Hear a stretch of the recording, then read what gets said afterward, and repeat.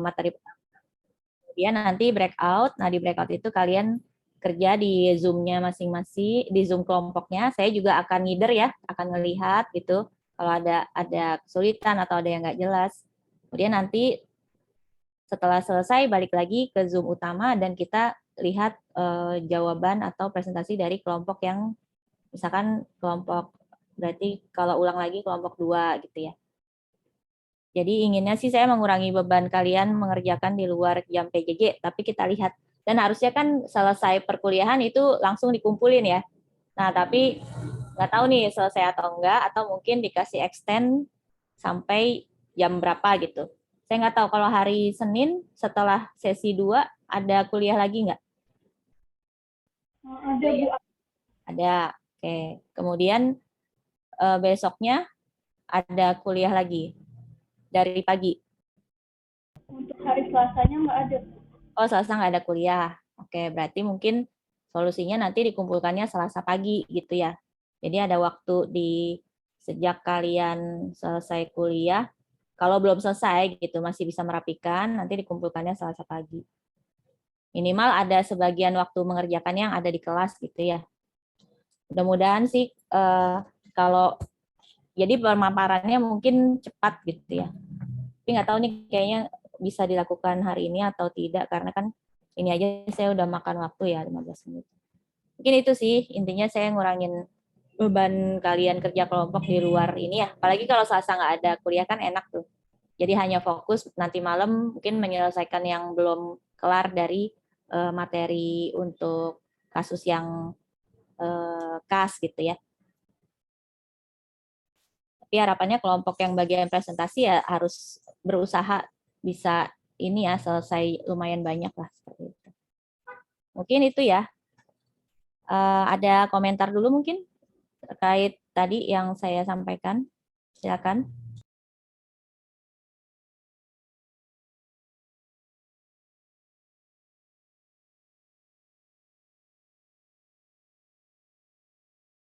Apa setuju atau dicoba dulu Bu atau apa gitu. Udah diem aja nih. Silakan. Tegang sekali kayaknya. Ibu izin bertanya Bu, tadi Selasanya itu Selasa pagi ya Bu ya? Ya Selasa paginya ya jam maunya jam berapa. Jadi maksud saya biar kalian kan nanti kan harusnya kalau malam juga kalian ada belajar mandiri kan gitu ya. Nah, artinya tinggal menyelesaikan untuk dikumpulkan hari Selasa paginya. Mungkin ya Selasanya jam 9 gitu. Kan Ibu besok nggak ada kuliah apa-apa kan? 2-3. Gimana?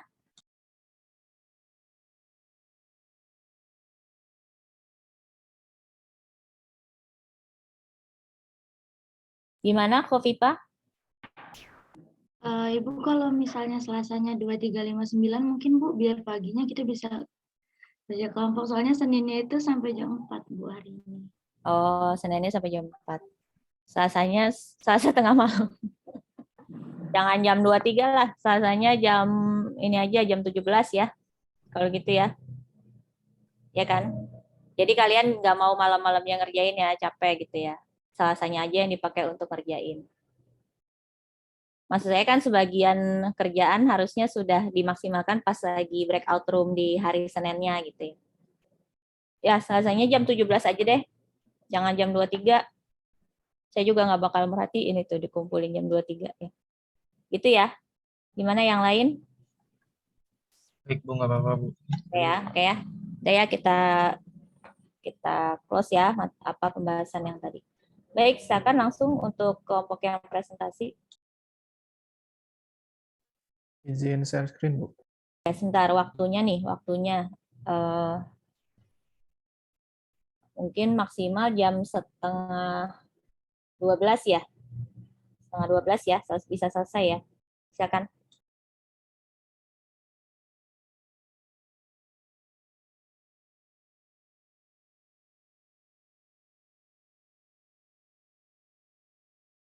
Apakah sudah terlihat teman-teman?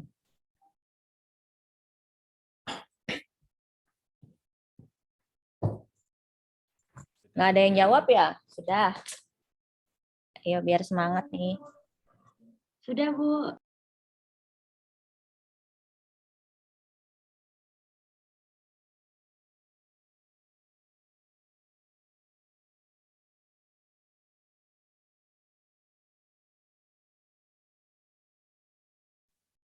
Assalamualaikum warahmatullahi wabarakatuh. Selamat siang, Ibu dan teman-teman semuanya. Kami dari kelompok 1 akan mempresentasikan tugas praktik terkait modul 6.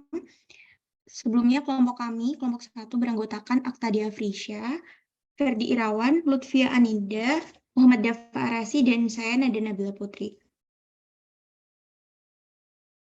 Kemudian ini soal terkait modul 6. Yang pertama itu adalah pelajari ICQ yang telah dibuat oleh Lita. Langsung saja kita masuk ke ICQ-nya. Nah, pada ICQ berikut terdapat pengendalian internal yang dilakukan oleh perusahaan. Di sini ada yang telah dilakukan, ada yang sudah dilakukan oleh perusahaan, ada juga yang tidak dilakukan, dan beberapa tidak relevan oleh perusahaan tersebut. Nah, beberapa pengendalian internal yang tidak relevan itu tidak ada pada perusahaan. Contohnya, misal nomor 2 ini, apakah surat berharga milik pihak ketiga yang diterima sebagai jaminan atau untuk kepentingannya disimpan secara terpisah dan aman. Nah, mereka hal ini itu tidak relevan oleh perusahaan karena pada perusahaan itu tidak ada surat berharga milik pihak ketiga yang diterima sebagai jaminan. Selanjutnya, apakah surat berharga digadaikan? Ini juga tidak ada di dalam perusahaan sehingga tidak perlu dilakukan pengendalian internal oleh perusahaan.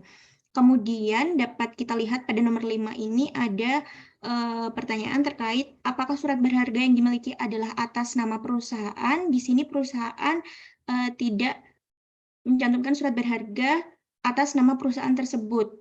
Nah, di sini kami menganggapnya sebagai kelemahan perusahaan karena surat berharga perusahaan itu seharusnya mengatasnamakan perusahaan karena jika tidak dapat disalahgunakan oleh oknum tertentu.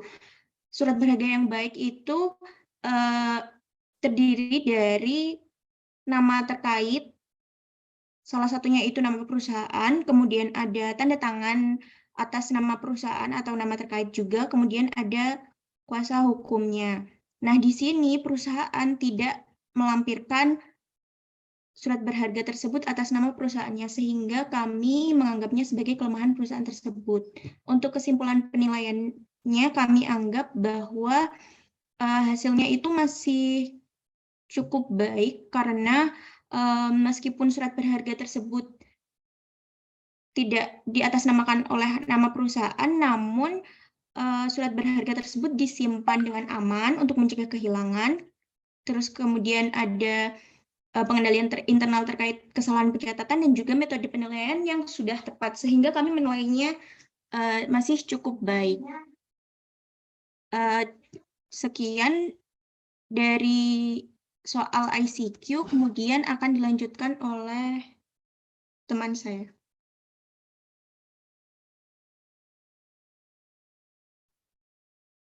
Baik, yang selanjutnya itu mengenai prosedur audit. Yang pertama, siapkan skedul utama dari investasi. Nah, ini ada pada indeks H. Kemudian yang kedua, lakukan konfirmasi atas investasi yang dipegang oleh pihak lain apabila digunakan sebagai jaminan oleh pihak bank atau dikuasai oleh pihak broker atau pialang. Nah, yang ini tidak terdapat keterangannya. Walaupun ada konfirmasi pada buku 1, tapi tidak ada keterangan digunakan sebagai jaminan oleh pihak bank atau dikuasai oleh pihak broker atau pialang. Kemudian yang ketiga yaitu minta catatan kurs, harga pasar atau market price pada tanggal neraca untuk saham dan bandingkan dengan at cost. Nah, ini juga tidak kami lakukan. Dan selanjutnya itu periksa transaksi, mutasi, penambahan, dan pengurangan dengan melihat bukti pembelian dan penjualan. Apakah telah mendapat persetujuan dari pejabat yang berwenang, yang untuk yang nomor 4 terdapat pada buku 1 halaman 152. Kemudian yang kelima itu lakukan verifikasi atas dividen tunai atau saham. Yang ini kami tidak melakukannya. Kemudian yang keenam, lakukan pengecekan pencatatan investasi apakah sudah sesuai dengan ketentuan standar akuntansi yang berlaku umum. Nah, untuk prosedur audit yang ini terdapat pada indeks H. Dan yang ketujuh yaitu minta bukti fotokopi akta notaris atas investasi pada perusahaan asosiasi atau anak perusahaan. Untuk prosedur audit ini kami tidak melakukannya. Kemudian yang nomor 8 yaitu lakukan verifikasi harga perolehan dari investasi pada perusahaan asosiasi atau anak perusahaan. Perhatikan persentase kepemilikannya dengan cocokkan komposisi penyetoran modal pada akta notaris tersebut. Untuk prosedur audit ini terdapat pada buku 1 halaman 152. Kemudian yang nomor 9 itu lakukan audit terhadap perusahaan asosiasi atau anak perusahaan yang dilakukan investasi atau minta laporan keuangan yang telah diaudit oleh akuntan lain untuk keperluan penyusunan laporan keuangan konsolidasi. Untuk prosedur audit ini juga kami tidak melakukannya.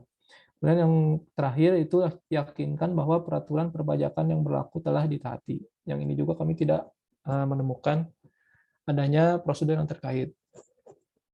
Mungkin itu saja untuk terkait prosedur audit.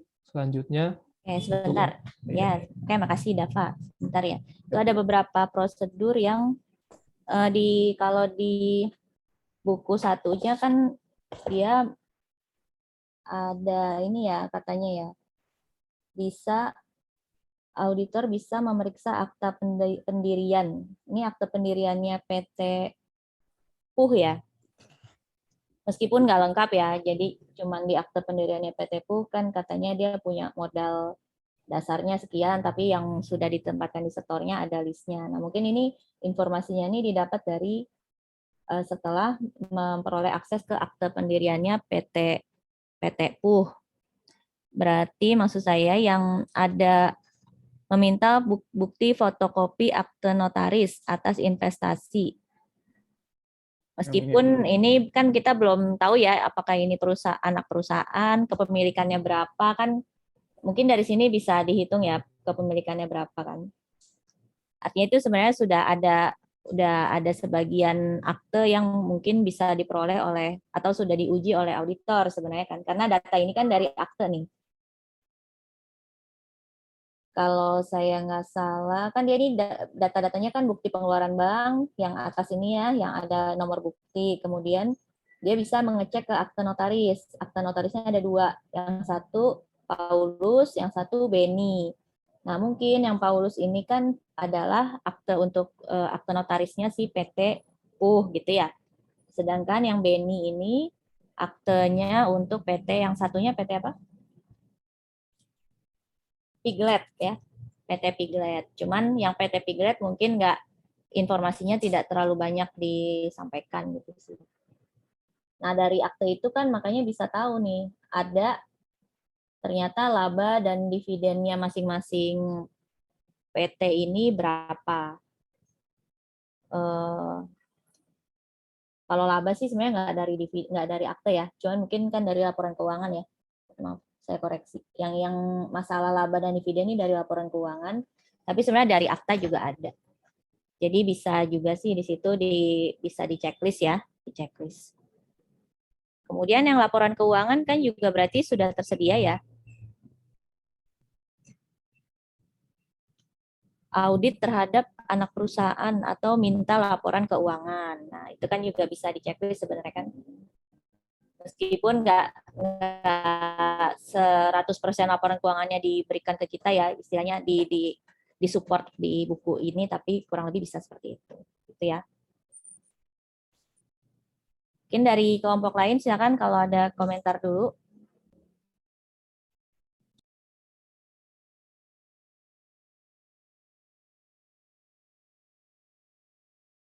Kalau konfirmasi apakah jadi jaminan atau dikuasai, memang nggak di itunya, di wording konfirmasinya nggak ada ya. Mungkin itu sih dikit komentar dari saya. Silakan kalau mau dilanjut atau kelompok lain ada yang mau nambahin juga.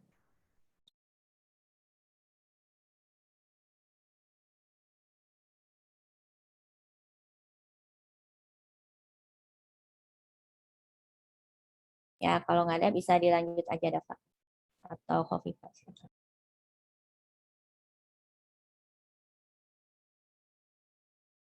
Baik, selanjutnya adalah indeksa terkait schedule investasi.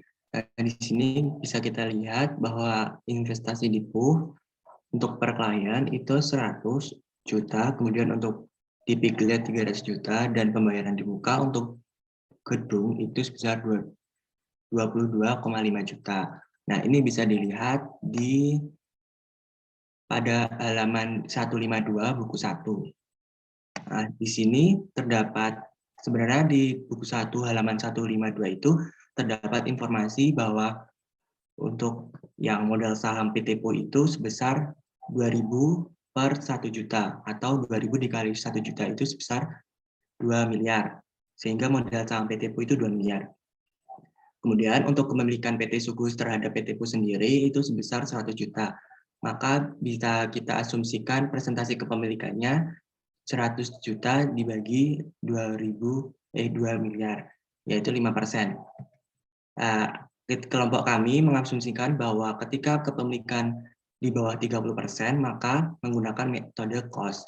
Nah, di sini juga perhitungan kepemilikan di sini saya sebagai asumsi saja. Bisa saja asumsi lain dari kelompok lain.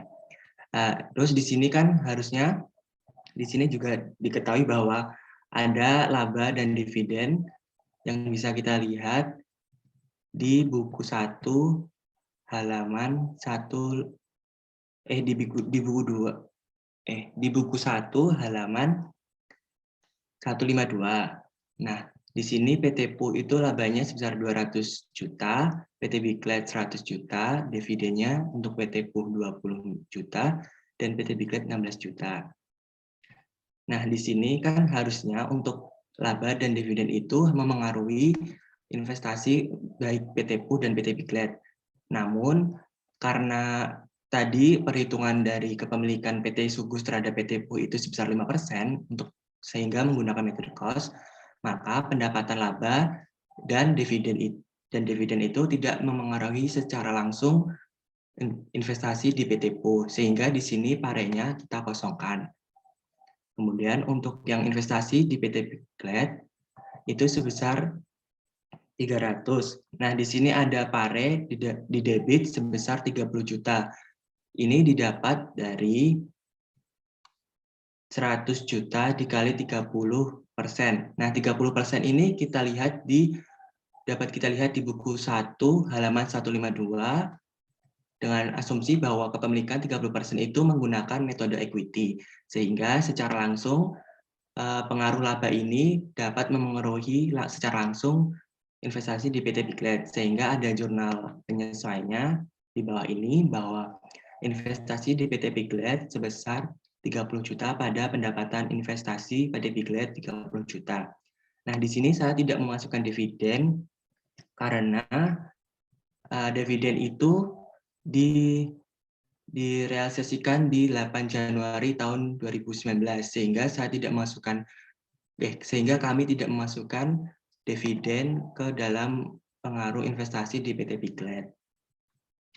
Kemudian di pembayaran di muka ini, kami mengasumsikan bahwa pembayaran di muka ini kami perlakukan seperti asuransi dibayar di muka atau sewa dibayar di muka, sehingga terdapat penyesuaian di akhir tahun sebesar 1,875 juta yang didapat dari 22,5 juta dibagi 12. Nah, juga di sini kami asumsikan bahwa pembayaran di muka ini berlaku untuk 1 tahun. Sehingga jurnal penyesuaiannya beban bangunan pada pembayaran di muka bangunan sebesar 1,875 juta. Nah, kemudian sebelumnya investasi di PT PUH itu juga kami juga menemukan adanya konfirmasi di buku 2 halaman 107 sampai dengan 108 bahwa untuk investasi PT PUH itu sudah sesuai. Namun untuk saldo investasi di PT Piglet itu ada selisih sebesar 4,8 juta.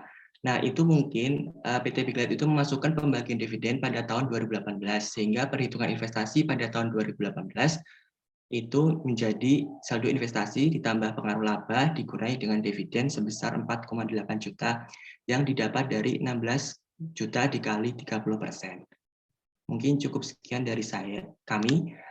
Mungkin dari Ibu atau teman-teman bisa menambahkan. Terima kasih Ferdi. Makasih ya, ini saya konfirmasi dulu sebelum mungkin dari kelompok lain ada yang mau menyampaikan kalau ada yang berbeda.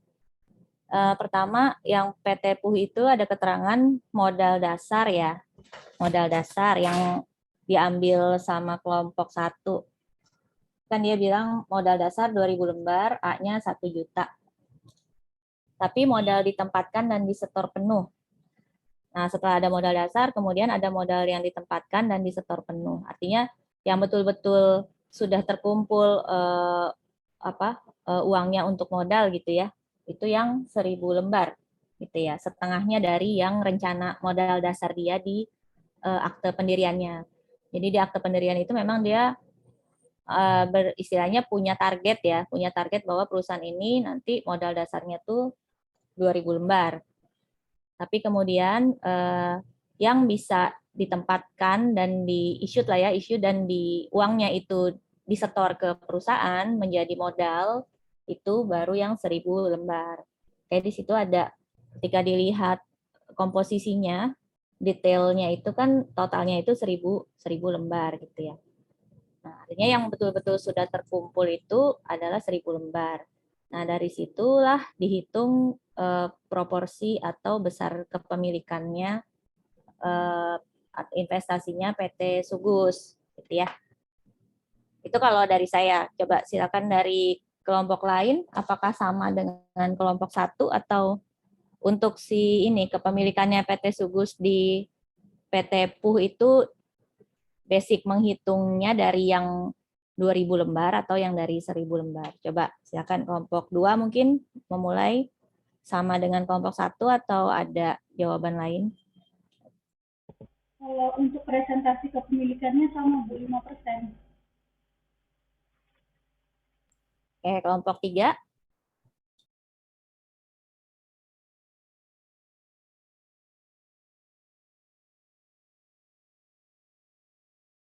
Kelompok 3 silakan. Ini yang kebagian mengerjakan yang bagian awal ini.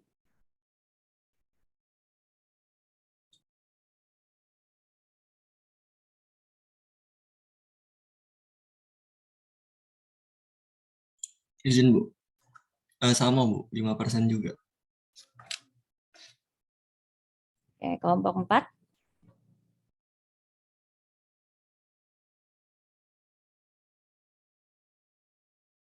Izin Bu, iya sama Bu, 5%.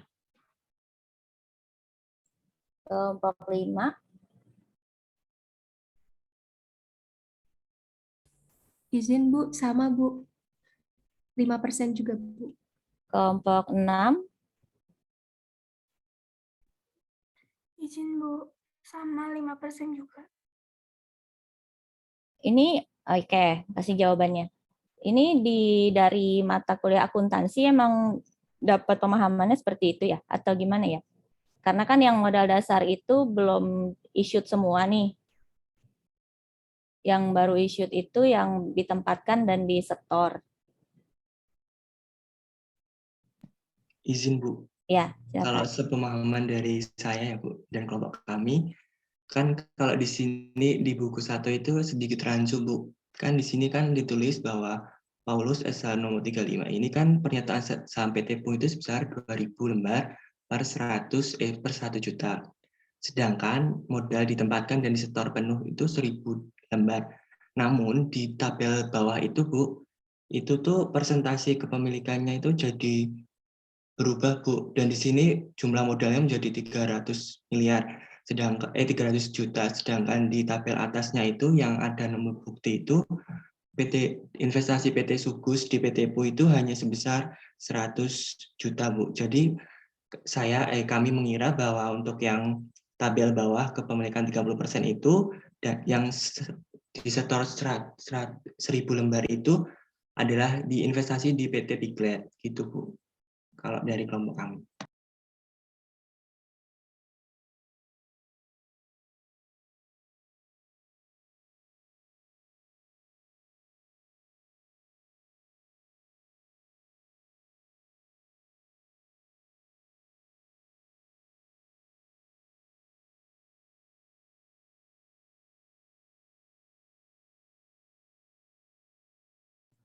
Iya, karena yang ini ya, karena yang jadi di yang list PT Untung, Bahagia, Sugus, Cinta itu Piglet gitu.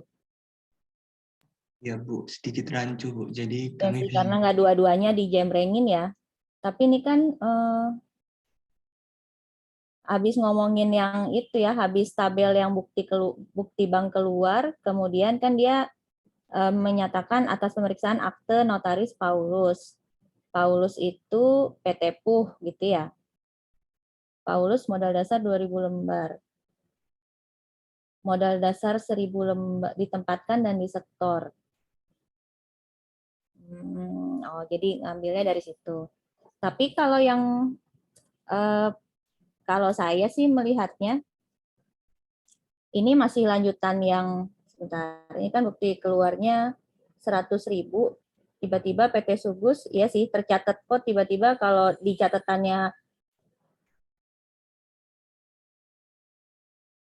Nah, ini juga sih bukti bank keluarnya ini kan berarti untuk setahun harusnya ya. Setahun BBK-nya ini kan dikumpulkan setahun untuk semua transaksi yang terkait dengan investasi saham, pokoknya yang dicatat perusahaan untuk investasi saham gitu ya. Artinya ini udah hanya betul-betul hanya ini ya, transaksi dalam tahun 2018 ya. Di sini PT PUH bilangnya kalau menurut klien dia cuman keluar 100 juta. Tapi di tempat yang kolom yang tabel yang bawah PT Sugus ya, PT Sugus 300 juta. Oh, jadi ini cocoknya untuk yang si Piglet gitu ya. 30%. Dan ini juga memang sesuai dengan kalau hitung-hitungan hasil konfirmasi tadi ya, hasil konfirmasi dengan PT Piglet ada selisih 25.200.000. Itu kan terkait dengan masalah dividen ya, dividen. Berarti yang PUH kita anggap tidak ada. Pokoknya aja 2000 lembar. Jadi 100 dari berapa? 100 lembar dari 2000 lembar. Gitu ya. Oke. Jadi ini bukan lanjutannya untuk yang PT PUH ya, keterangan modal ditempatkan di store dan bla bla bla seperti itu. Oke, baik. Berarti ini kalian udah sama semua ya, menganggapnya memang ada nggak sinkron, istilahnya lanjutan yang ke bawah itu untuk si PT Piglet ya. Oke, itu yang pertama. Kemudian, nah yang kedua yang masalah ya cost method, equity method gitu ya. Saya rasa kalau di buku-buku akuntansi kan udah dinyatakan kalau kurang dari berapa ya? Kurang dari kurang dari 20% ya, itu pakai cost method. Jadi sebenarnya ya asumsi tapi ada dasarnya gitu ya.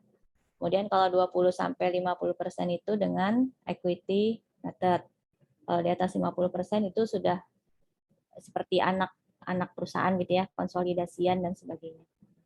Nah, yang perbedaannya pencatatan kalau dia equity method ini yang dividennya kenapa tadi tidak digunakan untuk menyesuaikan nilai investasi tadi Ferdi ya? Bagiannya Ferdi nih ya?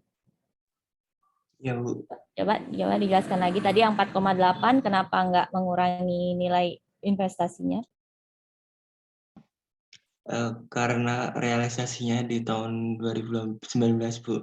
Tapi setelah saya pikir-pikir lagi, itu nanti bisa jadi piutang dividen Bu. Jadi tetap bisa ngurangin gitu Bu. Nanti jadi piutang dividen pada investasi gitu Bu di tahun 2018. Dividennya 8 Januari ya. Tapi ini di laporan keuangannya si PT Piglet kan sudah muncul ya bahwa dia akan mengeluarkan dividen 16 juta.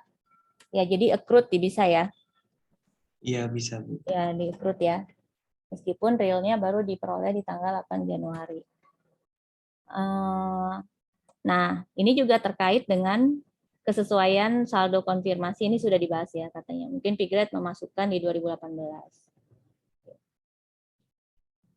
Kalau yang lain silakan, kelompok yang lain ada yang mau menjawab berbeda atau gimana untuk yang PT Piglet? Coba dari kelompok 6 dulu silakan. Iya Bu, kalau kami itu dividennya dicatat sebagai piutang Bu. Terus yang pakai cost methodnya dicatat sebagai pendapatan lain-lain, dan yang equity methodnya tadi dividennya tadi mengurangi investasi. Ya, oke. Ya, kayaknya lebih tepatnya kalau dia sudah dicatat ngurangin investasi ya. Sudah dia sebagai udah langsung piutang. Karena dari klien juga kan sudah ngakuinnya itu dividen, bukan klien, maksudnya si PT Piglet-nya itu dividen di tahun 2018 sebenarnya kan ya. Meskipun baru dibayarkannya, dibaginya mungkin agak telat kan, nggak langsung tahun itu, tapi beda apa di tanggal 8-nya. Oke, kelompok 5. Izin Bu, untuk kelompok 5 sama seperti kelompok 6 tadi Bu, tetapi saya ingin bertanya terkait dengan uang muka pembelian gedung Bu. Itu kan di sini sepertinya dikategorikan ke investasi ya Bu, 22.500.000 itu. Nah, apakah itu perlu diakui sebagai beban pada akhir periodenya, ataukah itu cukup direklasifikasi saja Bu dari investasi nanti ke pembayaran di muka sebagai aset lancar Bu? Terima kasih. Ya, tadi siapa ya yang nanya? Mohon maaf, Listia ya. Iya Bu, Listia Bu. Ya, kita karena sebenarnya masih masuk ke pembahasan yang ini ya, yang saham PT Piglet ya, tapi Listia nggak apa-apa sudah menanyakan ke yang ini. Karena udah lihat jawabannya kelompok 1, kalau kelompok 1 ini gimana sih? Dia seharusnya ini reklas aja ya, reklas gitu, karena ini kayak sepertinya kan kalau kalian lihat lagi di bagian awal buku 1 itu kan ada akun-akunnya ya. Nah ini kan sedang ngomongin akun apa nih? Kalau dari yang neraca saldonya si PT Subus yang di halaman 15 ya. Ini sedang bicara mengenai akun investasi pada saham ya. Seharusnya sih ya. Ada investment juga sih. Ada investment aja, ada investasi pada saham. Kalau di laporan keuangannya ada investasi pada saham dan ada hanya investasi ya.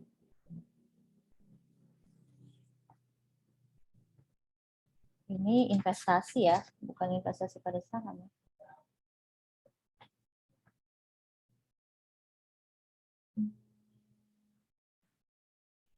Jadi kalau misalkan kalau saya memang ini dia direklas sih, direklas menjadi artinya dia tidak dicatat sebagai investasi gitu ya, pembayaran di muka untuk ini.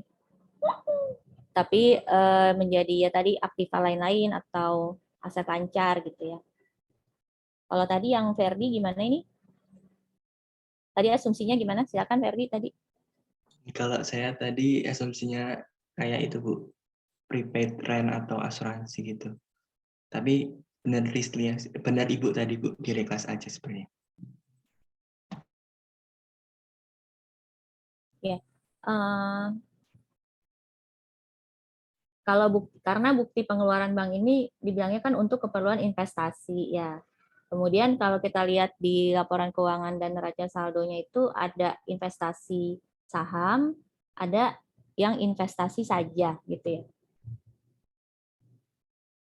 Tapi selanjutnya ke belakang-belakangnya kan tidak ada lagi pembahasan investasi kayaknya ya. Jadi kalau ya sih saya sepakatnya di reklas aja. Reklas aja. Kemudian tadi sudah terjawab ya Listia ya. Kelompok Listia kan kelompok 5, kelompok 4 gimana? Ada komentar? Untuk kelompok 4 terkait piutang dividennya kurang lebih sama sih Bu. Oke, yang dividen sama ya. Samanya tuh maksudnya yang mana? Sama dengan yang mana nih? Kalau ini kan dia si Piglet kan nggak ngurangin 4,8-nya nggak ngurangin investasi kalau kelompok 1. Mengurangin sih, Bu. Jadi akunnya piutang dividen 5,8 juta terhadap pendapatan lain-lain PT PUH, kemudian pada investasi pada PT Piglet. Seperti itu, Bu.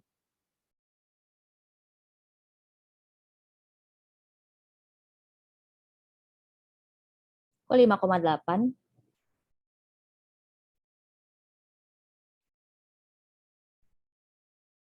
Oh, pendapatan. Oh, khusus Piglet ya.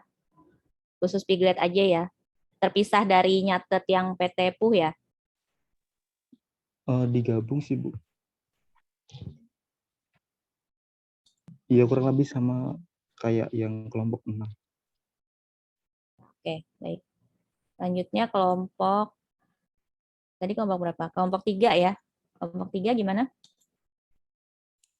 Sama sih, Bu. 4,8 diakui. Oke, kelompok 2. Kalau untuk kelompok 2 ada pengakuan di investasinya Bu sebesar 4,8 di kredit. Ya, oke. Baik, tadi kelompok 1 karena ini ya, karena terpaku di 8 Januari itu ya. Tapi udah, jadi bisa disesuaikan ya kelompok 1 ya.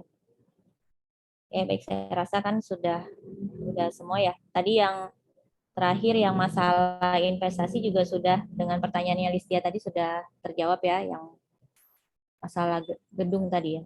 Oke. Kemudian kayaknya sudah selesai ini ya. Kelompok 1 ada lagi nggak?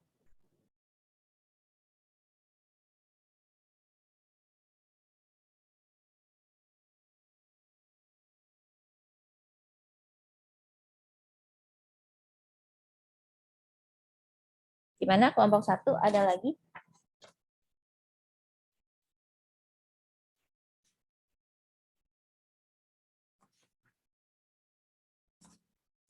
Selanjutnya ini ada apa, Bu?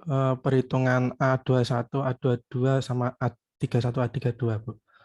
Nah, Ya, silakan. oke. Jadi ini pertama dimulai dari aset lancar dapat kas dan setara kas per audit 486, 945, 350 dan perkelian 467, 920, 775. Piutang usahanya 849. Ya, dari segini kemudian ke total aset lancarnya menjadi per auditnya 2.509.663.843 dan perkeliannya 2.592.553.525. Kemudian pada investasi per auditnya terdapat 257.500.000 dan perkeliannya 343.750.000. Tapi mohon maaf pada pernya ini terdapat salah tulis, ini utangan saya sebelumnya. Seharusnya itu 450.625.000 sehingga per auditnya menjadi 794.375.000. Nah, kemudian ini masuk ke Itu salah tulis kenapa? Salah tulis ini hitungan saya sebelumnya, Bu. Belum saya sesuaikan sama punya Ferdi itu. Oke, baik. Ini A21 tuh sudah ada ininya ya? Udah ada formatnya ya? Iya, Bu. Udah ada formatnya. Di halaman berapa ya formatnya? Buku halaman berapa?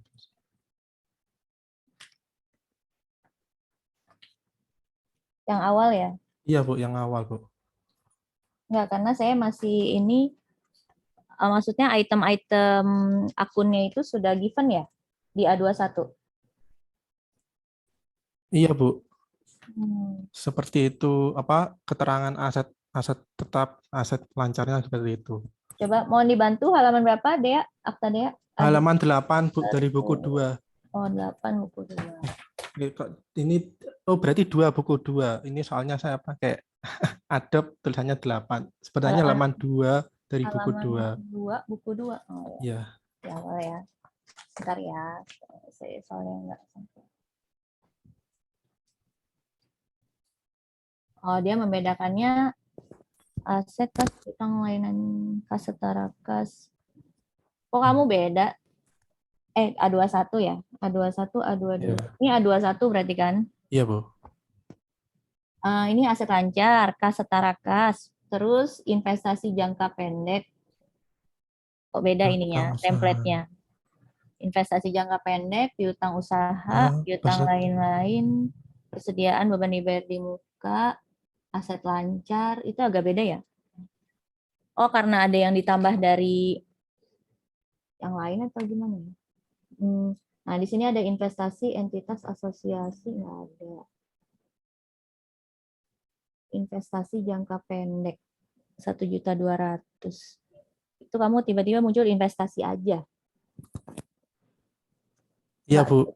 Ini tidak tambahi jangka pendek, Bu. Jadi tulisan investasi saja. Ya, itu per auditnya itu kalau itu masuk ke investasi jangka pendek 1.200.000. Nah, itu 257 dari mana ya? Per audit 31 Desember 2017. Coba dicek lagi ke template A21-nya ya. Iya, Bu. Angka-angka per audit 31 Desembernya ini 1.200.000. Terus kalau kita cocokkan dengan neraca saldo yang ada di buku 1,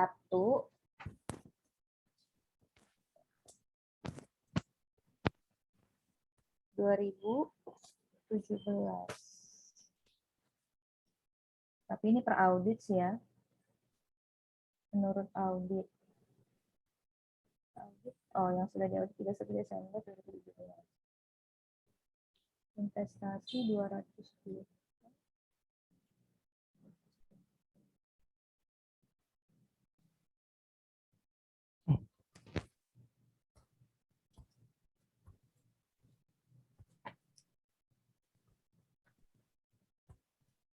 Jadi pertama sih ini ya angkanya sesuai dengan yang ada di A21 dulu, basicnya, baru kan waktu itu kan kita sudah ya per klien kita pindahkan, waktu itu kan ya kita pindahkan yang per klien 31 Desember 2018 kan kita pindah-pindahkan nih. Itu 31 Desember 2018.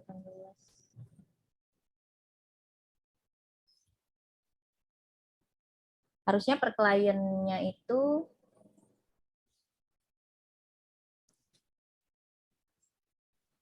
per klien 31 Desember 2018-nya berapa tuh? Intinya itu angka di kolom investasi 257 juta itu udah beda ya dengan yang ada di buku ya. Yang lain gimana? Saya jadi bingung. Itu dapat dari mana 257 juta? Aduh, nggak tahu, Bu. Mungkin saya ngantuk. Pokoknya saya ingatnya dulu investasi itu saya baca 257. Ya udah saya tulis itu, ingatnya gitu. Soalnya ini apa? Saya coba-coba ngitung sendiri itu kan dari awal. Jadi Iya. Padahal ini sudah ada dulu informasi. angkanya ya. Baik. Oke, terus artinya kan mohon maaf karena saya juga belum simulasi untuk pemasukan ke A21-nya ya. Jadi belum ini. Kalau yang coba minta tanggapan kelompok lain dulu ya. Kelompok 2 coba. Untuk yang A21-nya nih, silakan di komen. Izin Bu, mungkin saya boleh share screen? Oh, boleh, silakan.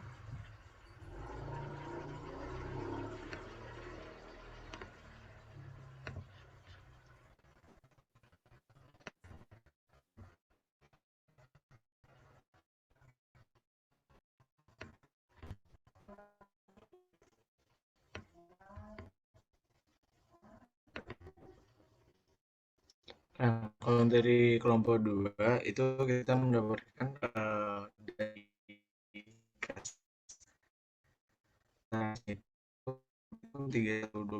Sorry. Jaren off cam aja mungkin biar suaranya. Ini given 490 yang lain.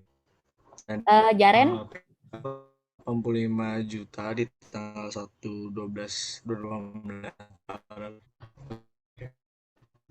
Boleh. Jaren off cam aja kali ya, biar suaranya jelas ya.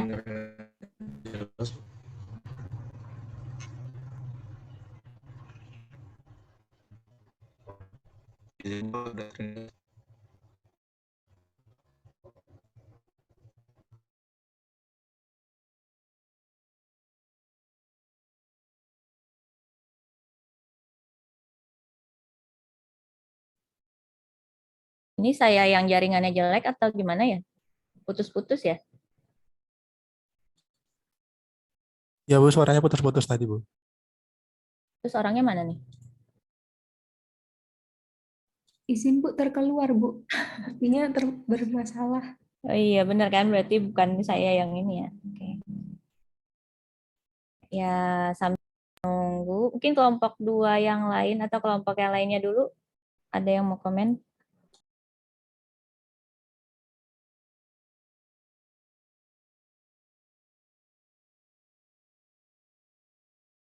Kelompok 3, gimana kelompok 3?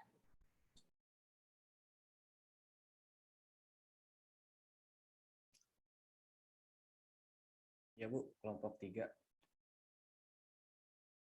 Beda Bu isinya Bu.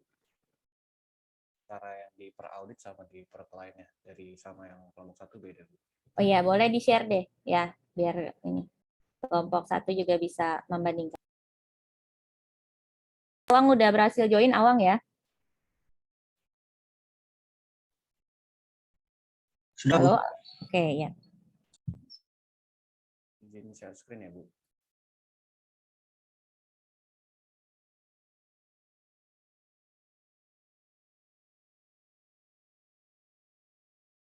Ini Bu, untuk yang investasi pada entitas asosiasi, ini kita per auditnya di tahun 2017 nggak ada Bu. Soalnya di buku 1, halaman terakhir di kertas kerja neraca di laporan posisi keuangan tahun lalu, itu per audit 31 Desember 2017-nya, itu investasi pada entitas asosiasinya itu sebesar 0. Jadi di sini 0 kita. Ini kita Ya. dari yang apa di halaman awal yang dari client state itu sebesar 422 juta. Seperti itu sih Bu.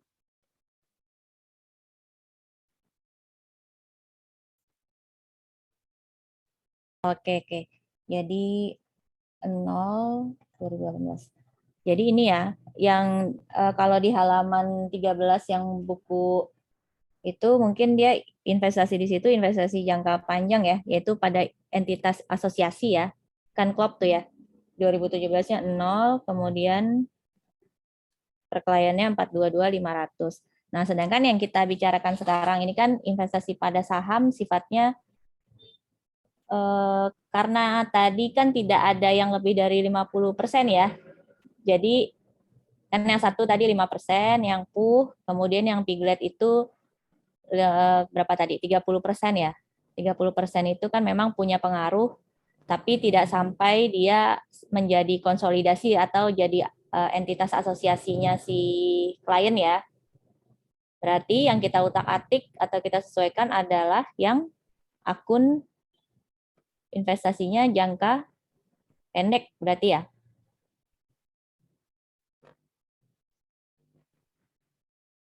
Nah ya, jadi investasi jangka pendek kan ya, bukan yang investasi entitas asosiasi. Tapi itu kamu di entitas asosiasi ya? Karena 30% itu. 422.500. Ini gimana? Silakan dilanjut tadi, Andi. Ya Bu, sebentar ya Bu.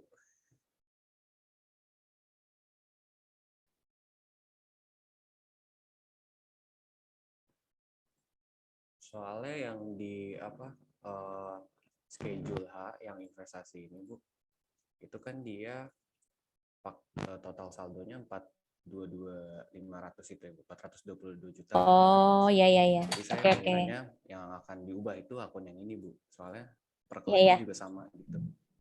Iya, ya benar-benar. Ya, sorry, saya juga tadi salah. Karena saya juga ini pas ngelihat yang awal-awal investasi pada saham memang kayaknya nggak nyambung ya. Kan 265 juta, 200 juta gitu yang investasi pada saham. Yang di halaman 13 buku ini, buku 1 ya. Oke, 422.500 emang cocoknya itu per klien tahun 2007.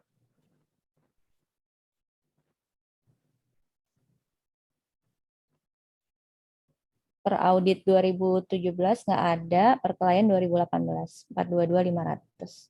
Oke ya, betul ya.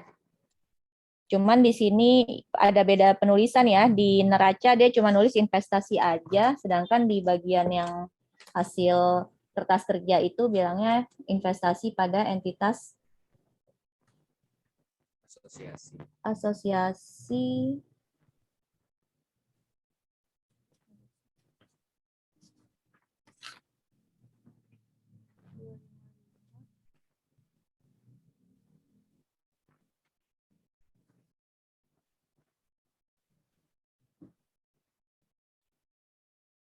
Oke, baik. Berarti di situ ya, di otak-atiknya. Tapi ini yang di halaman 222, 222 ya?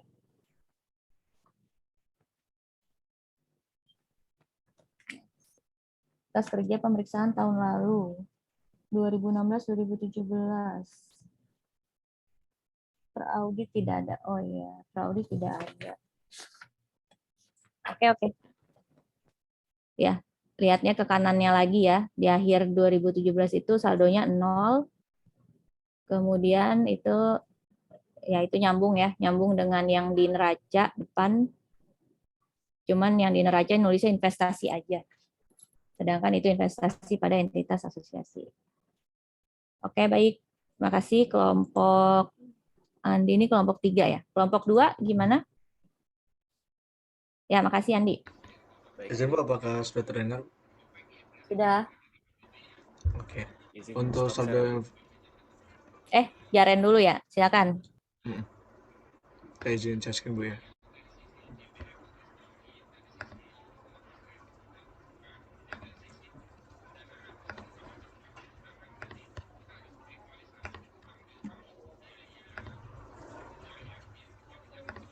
Untuk investasi pada investasi entitas asosiasi itu saya sama dengan kelompok 3 tadi, itu perkaliannya 422.500 itu sesuai sama yang dari schedule H tadi yang diperbaiki ini.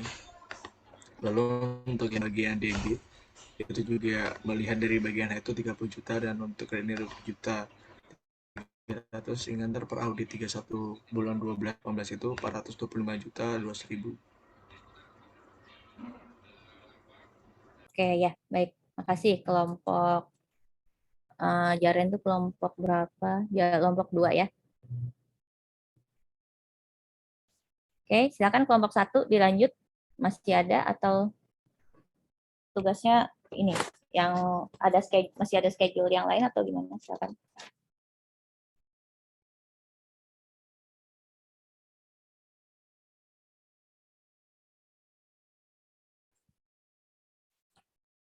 Iya Bu, masih ada Bu yang selanjutnya